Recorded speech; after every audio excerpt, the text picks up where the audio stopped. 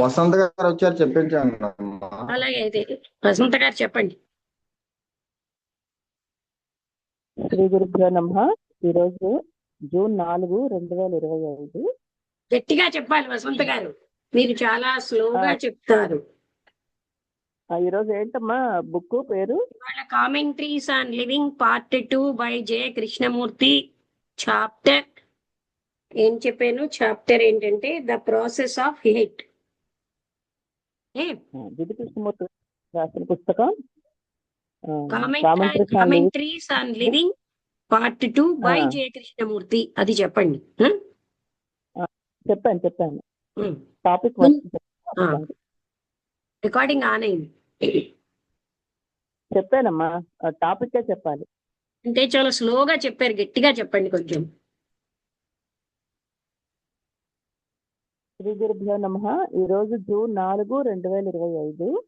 ఈ రోజు లక్ష్మి గారు మనకి జిడ్డు కృష్ణమూర్తి గారు రాసిన కామెంటరీస్ ఆన్ లివింగ్ అనే పుస్తకం నుంచి ఏంటమ్మా ప్రాసెస్ ఆఫ్ హేట్.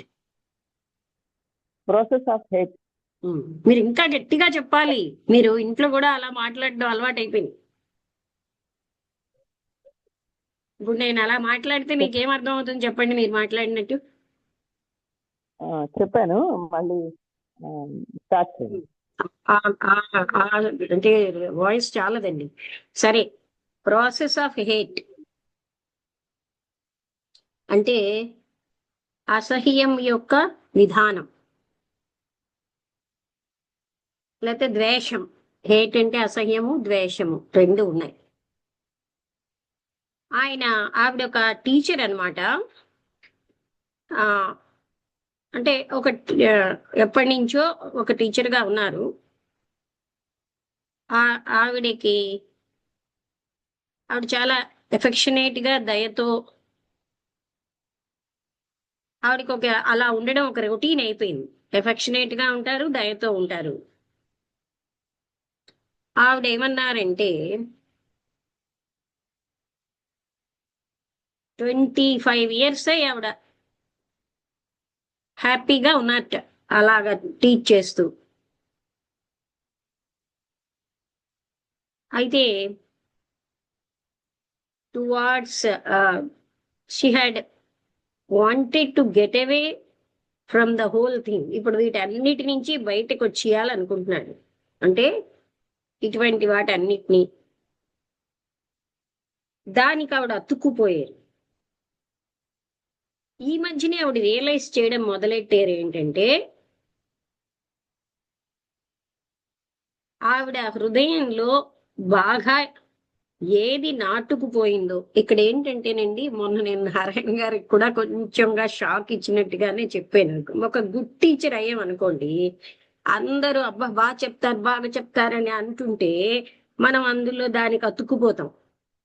అందువల్ల ఏంటంటే మనకి ఇదంతా కూడా ఏంటంటే డబ్బుని తెచ్చిపెట్టే వృత్తే అనే విషయం మనం గుర్తుపెట్టుకుని అక్కడక్కడ మన టైం మనం ఉంచుకోవాలి. ఆవిడకి ఇప్పుడు గ్రహింపులోకి వచ్చింది ఏంటంటే అందులోంచి బయటకి రావాలని, ఆవిడ దానికి అతుక్కుపోయారని. ఆవిడ ఈ మధ్య రియలైజ్ చేయరు ఏంటంటే ఆవిడ యొక్క స్వభావం బరీ అయిపోయింది, అందులో పాతుకుపోయింది. ఆవిడ సడన్ గా డిస్కవర్ చేసేది ఏంటంటే ఒక డిస్కషన్స్ లో అది ఆవిడికి చాలా ఆశ్చర్యంగా, షాకింగ్ గా అనిపించింది.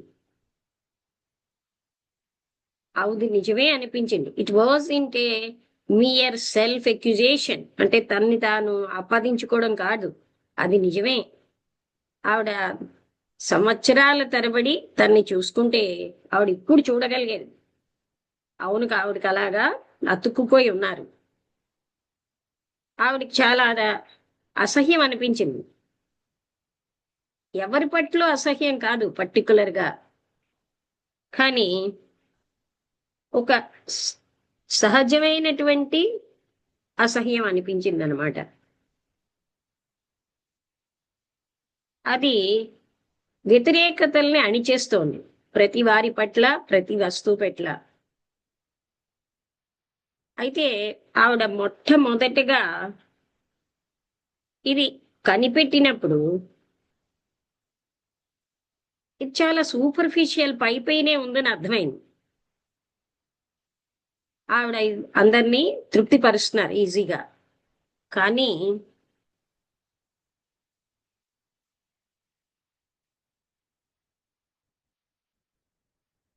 బట్ యాజ్ ఆవిడ ఏంటి ఏమిటి గ్రహిస్తున్నారంటే, she found that it was in just a mild affair. ఇదేం చిన్న విషయం కాదు. చాలా లోపలికి ఆ హేట్రెడ్ అన్నది which had been going on all her life, తన జీవితం అంతా ఉన్నది అని ఆవిడ గ్రహించారు. వాట్ షాక్డ్ హెర్, ఆవిడకి షాక్ చేసిన విషయం ఏంటంటే, ఆవిడేమనుకున్నారంటే నేను చాలా అభిమానంగా ఉంటాను, దయతో ఉంటాను అని అనుకున్నారు. ఆవిడ తన్ని తాను అలా ఊహించుకున్నారు. అంటే ఆవిడ ఫీల్ అయ్యారు అలాగా. ప్రేమ అన్నది ఒక విచిత్రమైన విషయం. ఆలోచన ఉన్నంతసేపు, ఆలోచనతో తయారవుతున్నంతసేపు అక్కడ ప్రేమ లేదు. మీరు ఎవరినో ప్రేమిస్తున్నారని ఆలోచించారనుకోండి, ఆ పర్సన్ ఏమో మీకు సింబల్, మీకు ప్లెజెంట్ గా ఉన్న సెన్సేషన్స్ కి ఒక సింబల్, లేదా ఆ మెంబర్స్, ఆ ఊహాత్మక చిత్రాలు. కానీ అది ప్రేమ కాదు. అంటే మీకు బాగా నచ్చిన వాళ్ళని నేను ప్రేమిస్తున్నాను అనుకుంటున్నారు కదా, అది ఒక సింబలే. కానీ ఆ వ్యక్తులు లేకపోతే అది ప్రేమ కాదు. ఆలోచన అనేది ఒక సెన్సేషనే. ఆలోచన ఉంటే అదే కేవలం ఇంద్రియానుభూతే. సెన్సేషన్ అనేది ప్రేమ కాదు. మనకు ఉన్నవన్నీ సెన్సేషన్సే. ఈ ప్రాసెస్, ఆలోచన విధానం అన్నది ప్రేమను లేకుండా చేస్తుంది. ఇది మనందరం గ్రహించాలి. ఎందుకనంటే మనం ఏంటంటే, నేను చాలా అందరితో అభిమానంగా ఉంటాను, నేను చాలా సౌమ్యంగా ఉంటాను, దయతో ఉంటాను అని ఇలాగా మన కోసం మనకు ఒక ఊహాత్మక చిత్రం ఉంటుంది. అది తెచ్చిపెట్టుకున్నది అక్కడ ఆలోచనలు ఉన్నాయి కదా. ఆలోచనతో ఒక వ్యక్తిని కొంతమందిని అలా చూడడం అంటే, ఆలోచన ఉన్నంతసేపు ప్రేమ లేదు. అనే థాట్ అనేది ఒక సెన్సేషనే. ఈ ఆలోచన విధానం అంతా కూడా ప్రేమని కాదనే ప్రాసెసే. లవ్ అనేది ఒక స్మోక్ లేనటువంటి, ఆలోచన అన్న స్మోక్ లేనటువంటి ఒక మంట. అందులో జెలసీ గాని, వ్యతిరేకతలు గాని, అది ఉపయోగాలు గాని, మనస్సుకు సంబంధించినవి ఏమీ లేని దగ్గరే ప్రేమ అన్నది సంభవం. అంటే మనస్సుకు సంబంధించిన ఏదున్నా అది ప్రేమ కాదు. అంటే ఈ జెలసీ కూడా మనస్సుకు సంబంధించిందే. వ్యతిరేకతలు అంటే ఒకవైపు కొడుతూ ఉంటాం, ఒకవైపు తిడుతూ ఉంటాం. అంటే పిల్లల్ని తీసుకోండి, మాకు ప్రేమ ఉందంటున్నారు. అందుకని అలాగా ఇదే పాయింట్ ఈ మధ్య మాట్లాడాము. ఏంటంటే అసహ్యము, ద్వేషము, ప్రేమ ఒక దగ్గర, అలాగే జెలసీ, ప్రేమ ఒక దగ్గర ఉండవు. హార్ట్ అనేది మనస్సుకు సంబంధించిన విషయాలతో బర్డెన్ అయినంత కాలం అక్కడ ద్వేషమే ఉంది. మైండ్ అనేది ద్వేషానికి సీట్, వ్యతిరేకతలు, అపోజిషన్కి, సంఘర్షణకి అది స్థానం. అంటే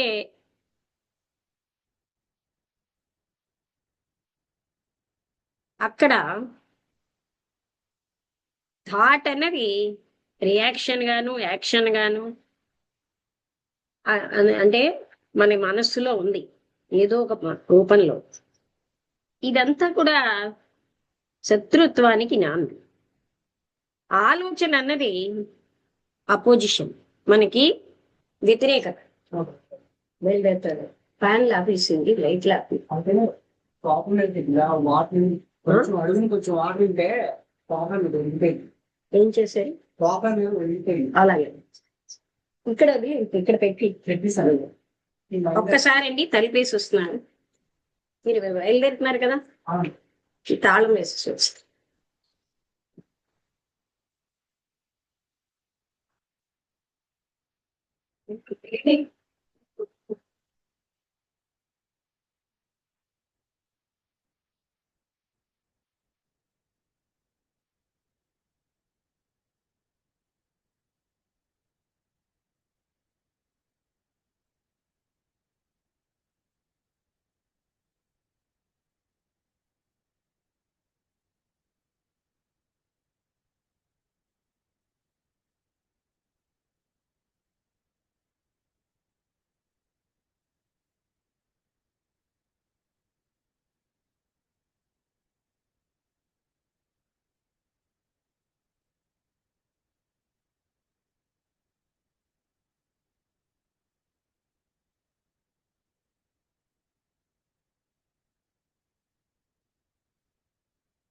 ఈ టాపిక్ మన అందరికీ షాకింగ్ గా ఉంది. మన ఊహాత్మక చిత్రంలో మనకి ఎంతో ప్రేమ ఉన్నదని ఊహించుకుంటాం. ఎంతో సౌమ్యులమని, మంచివాళ్ళమని. ఇదంతా కూడా ఆలోచన ఎప్పుడైతే హృదయంలో ఉందో అక్కడ ప్రేమ లేదు.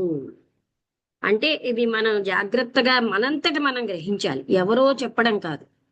నిజమా కాదా అనేది మనంతట మనం గ్రహించాలి.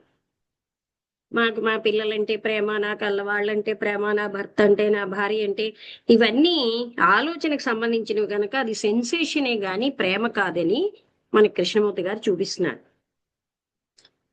అందుకని అంటే ఇగో ఇప్పుడు ఈవిడ చెప్పారు కదా, ఆవిడ చాలా దయతోటి ఎఫెక్షనేట్ గా ఉండేవారని. ఆ ఎఫెక్షన్ వల్ల ఆవిడ ఏమనుకున్నారు, తాను చాలా అభిమానంగా, ప్రేమగా, దయగా ఉన్నానని.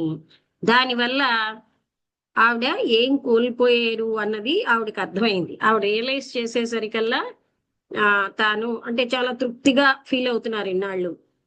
నేను మంచి టీచర్ని. సామాన్యంగా మనకి మన వృత్తి నచ్చింది అనుకోండి, దాంతో మనకేంటంటే ఒక బంధం వచ్చేస్తుంది. అంటే ఆ దాన్ని అంటే మనకి నచ్చిన పనులతో బంధం వచ్చేస్తుంది. ఆ బంధమే మనం ఎవ్రీథింగ్ అనుకుంటాం. ఆవిడ కూడా ప్రేమగా ఇలా ఉంటే ఆవిడ చాలా తృప్తి ఫీల్ అయిపోతున్నారు. ఇప్పుడు అలాగా ఇంకోటి ఏంటంటే, అబ్బా నువ్వు బాగా చెప్తున్నావా, నువ్వు నీ వల్ల మాకు ఎంతో బాగుంది, చాలా ప్రేమగా ఉంటావు, ఇవన్నీ మనకి ఇమేజ్ పెంచేస్తున్నాయి. ఆ ఇమేజ్ పెరిగిపోయి మనం అసలైన దానికి దూరం అయిపోతాం. ఆలోచనే మనకి వ్యతిరేకతను తెస్తుంది. అందుకే ఇలాంటి ప్రాపంచిక విషయాలని, ఇంకొకరి ఒపీనియన్స్ ని మనం గడ్డిపోచలా తీసి పారేయాలి. అందుకే ఇప్పుడు ఈ కాంపిటీషను ఇవన్నీ దాంట్లో ఉంటాయి. థాట్ అన్నది రియాక్షనే. ఆ రియాక్షన్ అన్నది ఎప్పుడు ఏదో ఒక రకంగా ఉంటుంది. అది శత్రుత్వానికి దారితీస్తుంది. థాటే అపోజిషను, అసహ్యము.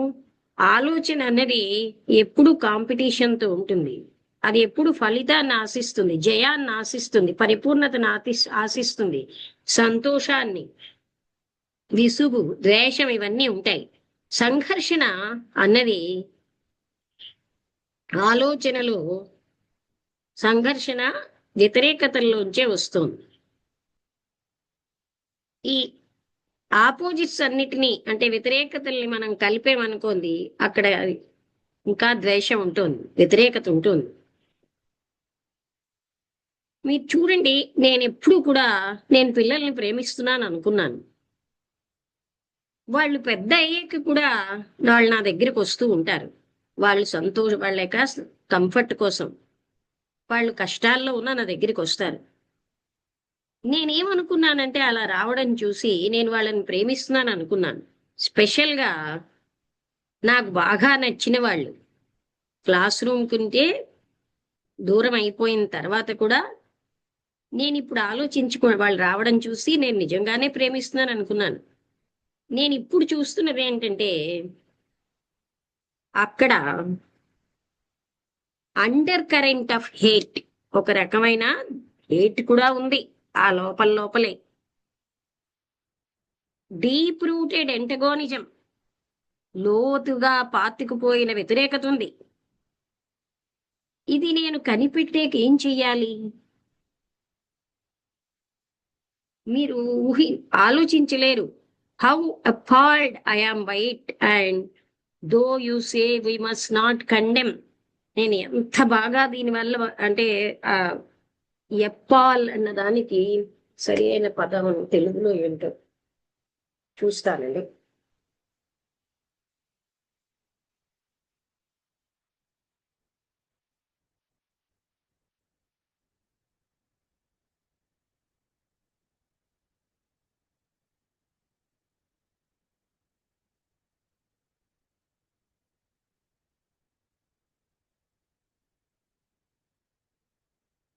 భయంకరంగా అంటే అది ఎంత భయంకరంగా ఉంది నాకు అనే విషయాన్ని అంటే నేను గ్రహించాను.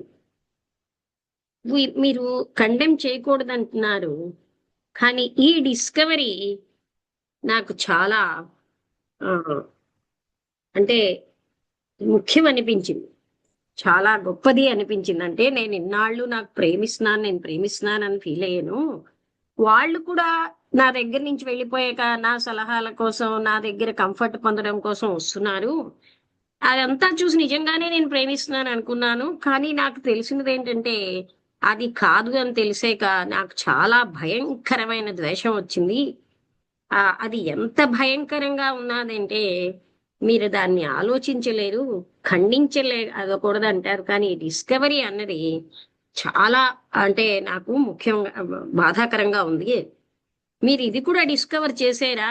ఈ ప్రాసెస్ ఆఫ్ హేట్ ఏమిటో దాన్ని కూడా గమనించారా? దానికి యొక్క కారణం to know why you hate, మీరు ఎందుకు ద్వేషిస్తున్నారు, అది కంపారిటివ్లీ గా సులువే. కానీ are you aware of the ways of hate, ద్వేషం యొక్క మార్గాల్ని కూడా మీరు ఎరుకతో చూసారా? మీరు అబ్జర్వ్ చేస్తున్నారా?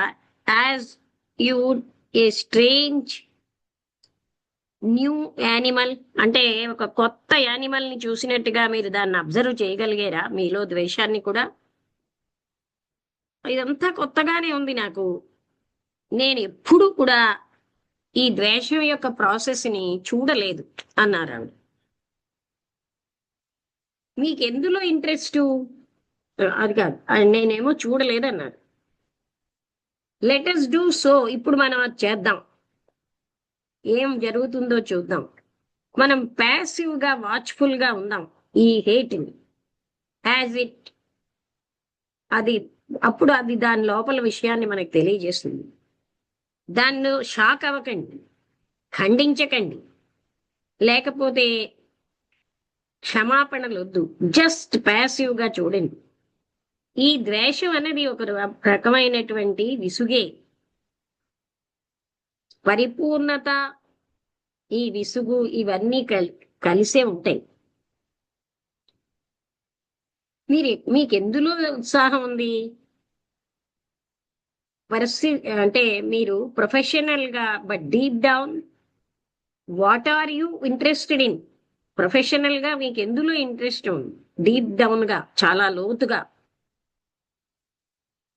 నాకు ఎక్కువగా పెయింటింగ్ అంటే ఇష్టం. మరి ఎందుకు చేయలేదు? మా తండ్రి నన్ను ఎక్కువగా మనీ తేని విషయాలేవి చెయ్యొద్దని చెప్పారు. ఆయన చాలా దుండగీడితనంతో ఉండేవారు. ధనం అన్నది అన్నింటి యొక్క ఫలితము ధనమే. ఆయనకి ధనం లేకపోయిన పని ఏది ఆయన చేసేవారు కాదు. ధనం రాకపోతే కేవలంగా గౌరవం తెచ్చినా సరే చాలదు, ఎక్కువ పవర్ ఉండాలి, అలాగే ధనం ఉండాలి. ఎక్కువ అన్నది ఆయన యొక్క దైవం. అయితే ఆల్ ఆయన పిల్లలం మేము. నాకు ఆయన అంటే ఇష్టమైన ఆయనకి ఈ విషయంలో నేను వ్యతిరేకంగా కొన్ని విషయాల్లో వ్యతిరేకంగా ఉన్నాను. ఈ ఐడియా ప్రాముఖ్యత అన్న ఐడియా, మనీవే ప్రాముఖ్యత డీప్ గా ఆయనలో ఉన్నదే. అది నాకు అంత idea of the importance of money, ధనం అంత డీప్ గా లోపల ఉండడం అన్నది నాకు అంత ఆమోదయోగ్యం లేదు. నాకు టీచింగ్ చాలా ఇష్టం. బహుశా అది నాకు ఒక అవకాశాన్ని ఇచ్చింది బాస్ గా అవడానికి. నా సెలవుల్లో పెయింట్ చేసేదాన్ని, కానీ అది నాకు అసంతృప్తిగా ఉండేది. నా జీవితాన్ని నేను దానికే అంకితం చెయ్యాలనుకున్నాను. ఒక 2 నెలలు సంవత్సరానికి దాన్ని చేసేదాన్ని. ఫైనల్ గా నేను పెయింట్ చేయడం మానేశాను. కానీ నా అంతర్గతంగా నాకు అది బర్న్ అవుతూనే ఉంది. ఇప్పుడు నేనేం తెలుసుకున్నానంటే అది ఎంత వ్యతిరేకతను తెస్తోందో. మీరు మ్యారేజ్ చేసుకున్నారా? మీకు ఓన్ చిల్డ్రన్ ఉన్నారా?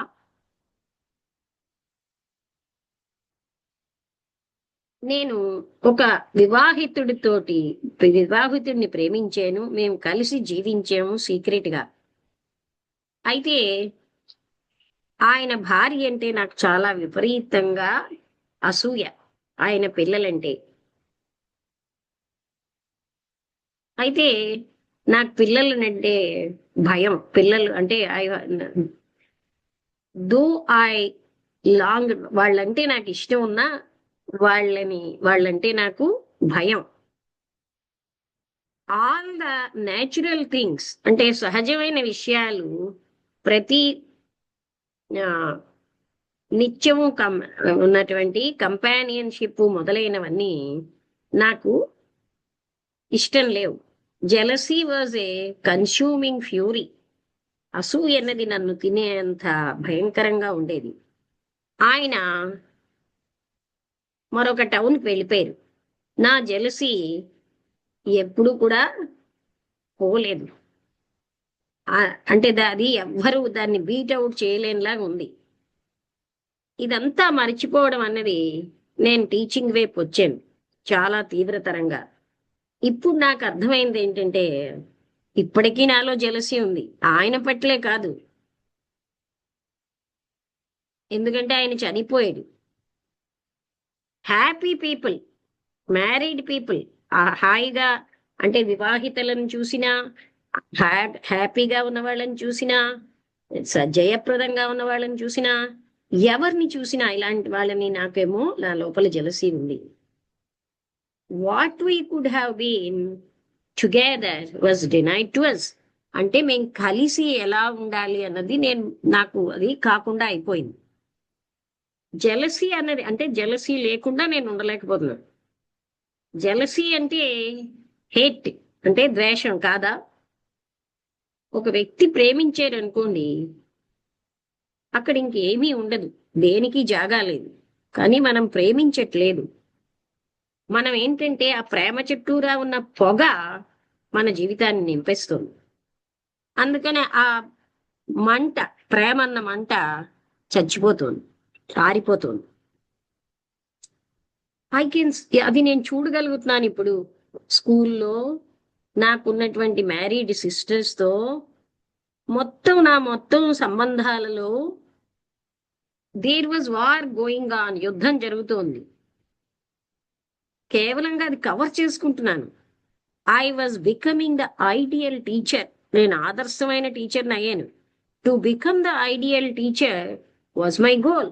ఆదర్శమైన టీచర్ అవడమే నా జీవిత లక్ష్యం. అందుకనే నేను ఆ విధంగా గుర్తించబడ్డాను. అంటే మీకు ఆదర్శం చాలా బలంగా ఉన్నంత వరకు మీ అణచివేత కూడా లోతుగా ఉంటుంది. ఎంత లోతుగా మీరు అణిచేస్తే అంత ఎక్కువగా సంఘర్షణ, వ్యతిరేకతలు ఉంటాయి. అవును, అదంతా నేను ఇప్పుడు చూడగలుగుతున్నాను విచిత్రంగా. నా లక్ష్యం ఏమిటి అని నేను చెప్పడానికి ఇప్పుడు నేనేమీ కూడా పట్టించుకోవటం లేదు. ఇప్పుడు మీరు ఎందుకు పట్టించుకోవట్లేదంటే, ఒక రకమైనటువంటి బ్రూటల్ గుర్తింపు కూడా అది వచ్చింది. అది గుర్తించడం ఒక రకమైన ఆనందాన్ని ఇచ్చింది, బలాన్ని ఇచ్చింది, ఒక రకమైన కాన్ఫిడెన్స్ ఇచ్చింది, మిమ్మల్ని మీరు తెలుసుకోవడంలో జ్ఞానాన్ని ఇచ్చింది. అసూయలాగే అది బాధాకరంగా ఉన్నా ఒక ఆనందమైన సెన్సేషన్ వచ్చింది. అందువలన ఇప్పుడు మీరు ఈ గతం యొక్క జ్ఞానం మీకు ఒక రకమైనటువంటి మాస్టరీ, ఆహ్లాదమైన మాస్టరీని ఇస్తోంది. మీరు ఇప్పుడు ఏమిటి కనుక్కున్నారంటే, కొత్త పదం జెలసీకి, ఫ్రస్ట్రేషన్కి, అది మీరు ఇట్ ఈస్ హేట్ అని అంటున్నారు. దానికోసం జ్ఞానం మీకు వచ్చాయి. మీలో ఒక రకమైన గర్వం అది తెలుసుకోవడంలో ఉంది. అది మరొక రకమైన వ్యతిరేకత. మనం ఏం చేస్తున్నామంటే, ఒకదాని నుంచి ఇంకో దాన్ని సబ్స్టిట్యూట్ చేస్తున్నాం. కానీ మౌలికంగా ఈ సబ్స్టిట్యూషన్స్ అన్నీ కూడా ఒకటే. మాటల్లో అవి ఏమోని ఒక దానిలా కనబడకపోయినా ఒకదాన్ని ఇంకోటి దాంతో మీరు సబ్స్టిట్యూట్ చేస్తున్నారే, ఇవన్నీ ఒకటే. అందుకనే మీరు దీని వలలో, ఆలోచన వలలో ఉన్నారు. అవును, కానీ నేనేం చేయను అలా అడక్కండి. కానీ ఈ ప్రాసెస్, మీ ఆలోచన విధానాన్ని వాచ్ చేయండి. ఎంత కన్నింగ్ గా, మోసపూరితంగా ఉందో అది